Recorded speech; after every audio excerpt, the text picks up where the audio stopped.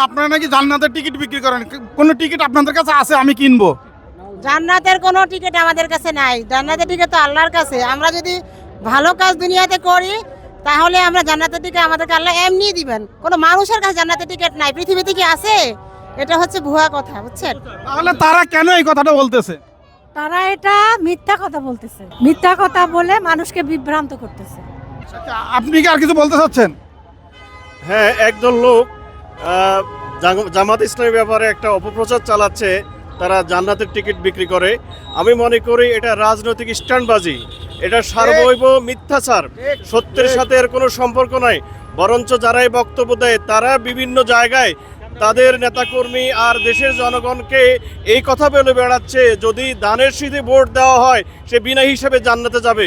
তাদেরকে এই কথা বলতে আমরা শুনেছি। তারা বলেছে নামাজ লাগবে না, রোজা লাগবে না, হজ লাগবে না, দানের শীষে ভোট দিলে জান্নাতে যাবে। ওরাই তো জান্নাতের টিকিট বিক্রি করছে। ওরা মিথ্যাচারিতা করছে, ওরা অবাস্তব কথা বলছে। এটা তাদের একটা রাজনৈতিক মিথ্যাচার কূটকৌশল। আমরা তাদের এই বক্তব্যের তীব্র নিন্দা এবং প্রতিবাদ জানাই। আচ্ছা, এই ধরনের অপবাদ কেন দেওয়া হচ্ছে? তাদের কোনো আদর্শ নেই, তাদের আদর্শ বিলীন হয়ে গিয়েছে। তাদের দলের পক্ষে, মার্কার পক্ষে প্রচারণার জন্য কোনো উপকরণ নাই।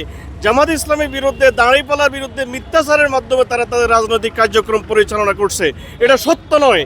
আমরা বিশ্বাস করি জনগণ তাদের এই কূটকৌশল, জনগণ তাদের এই অপকৌশল ঘৃণা করে প্রত্যাখ্যান করবে এবং আগামী দিনে দাঁড়িপাল্লাকে বিপুল ভোটে ভোট দিয়ে জয়যুক্ত করবে।